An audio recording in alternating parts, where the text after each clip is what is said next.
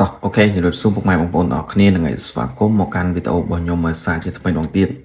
បងប្អូនខ្ញុំឃើញមានបងប្អូនគ្នាយើងគាត់ចូល comment នៅក្នុងវីដេអូខ្ញុំឲ្យខ្ញុំចង់បង្ហាញឲ្យខ្ញុំអឺ download Omi TV នៅលើទូរស័ព្ទដៃOppo ឬក៏ Vivo ហើយហ្នឹងហើយខ្ញុំទទួលស្គាល់ថា Omi TV វាបាត់ហើយវាបាត់ចេញពីតាំងពី App Store និង Play Store ហើយខ្ញុំ search ក្នុង Play Store មើលអត់ឃើញទេបងប្អូនសេ OMនេះOME មកនេះ Omi TV បងប្អូនឃើញអូខេយើង search វាមកគឺអត់ឃើញទេគឺវាបាត់ចេញហើយបាត់ចេញពី App Store ឬក៏ Play Store បាត់ហើយខ្ញុំមិនដឹងថាមកពីមូលហេតុអីទេហ្នឹងហើយហើយដើម្បីតឡើងវាបាននៅលើ screen ទូរស័ព្ទយើងបងប្អូនតម្រូវបងប្អូនមានកម្មវិធីជ្រុំមួយទេនេះ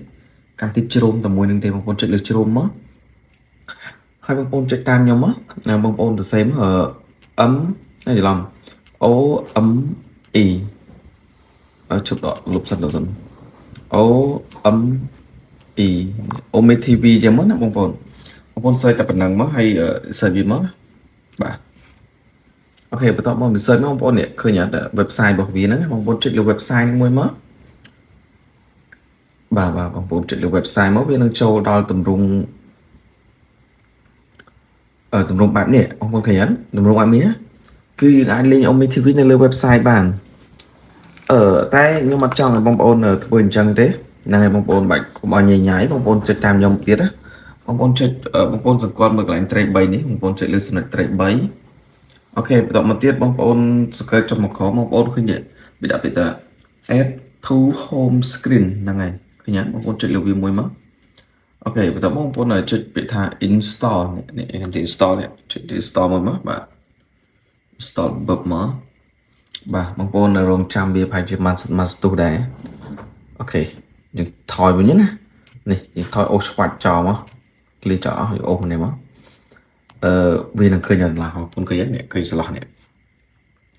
Omi TV អូខេ Omi TV អូខេយើងចូលលើវាមកអូចុកដៃបងប្អូនទូរស័ព្ទធ្ងន់បាទខ្ញុំថតលើទូរស័ព្ទទេអូខេបងប្អូនចាំតិចខ្ញុំដូរដៃអូខេឃើញយើងបានមកដូច app មួយចឹងវាមានពិបាកទេបងប្អូនមាន Facebook បងប្អូនលុកមួយ Facebook បងប្អូនមានGmail ឬក៏ email បងប្អូនលុកemail មកឬក៏មានកម្មវិធីស្អីគេនេះ VKID នេះឬក៏បានដែរតែខ្ញុំមិនយល់ទេតែខ្ញុំសូមណែនាំបងប្អូនលុកមួយ Facebook មួយ Gmail ចឹងទៅតែខ្ញុំសម្រាប់ខ្ញុំគឺខ្ញុំលុកមួយ Gmail ដោយសារទូរស័ព្ទហ្នឹងខ្ញុំមិនមាន Facebook ទេបាទយើងដាក់ Gmail អូខេនេះយើងរក Gmail យើងមកនេះដោយសារយើងមាន Gmail នឹងស្រាប់បាទចុចលើ Gmail យើងមកបងប្អូននឹងអូតូចូលស្វ័យប្រវត្តិអីឃើញអត់យើងអាចលេខបាននេះជប់ចេញឡើងទៀតចេញកាមេរ៉ាចាំឃើញនេះឡើយតែបើមួយទៀតវាអត់ចេញកាមេរ៉ាទេនេះអូចេញមកនេះឃើញអត់ខ្ញុំបាំងភ្លើងដោយសារតែភ្លើងវានេះពេកវាចាំងអូខេនេះយើងអាចលេខបានហើយនេះអូខ្ញុំអត់សូវចេះលេងទេបងប្អូនខ្ញុំលេងទេខ្ញុំសុំលុបចោលបាទអញ្ចឹងខ្ញុំអត់ចេះលេងទេបងប្អូនតែខ្ញុំតឡើងខ្ញុំចេះតឡើងតែអត់ចេះលេងតែឥឡូវខ្ញុំលុបចោលបាត់ហើយបាទគឺវាមានតែប៉ុណ្្នឹងទេបងប្អូនហើយអត់មានអីពិបាកទេបាទវីដេអូខ្ញុំមានតែប៉ុណ្្នឹងទេបងប្អូន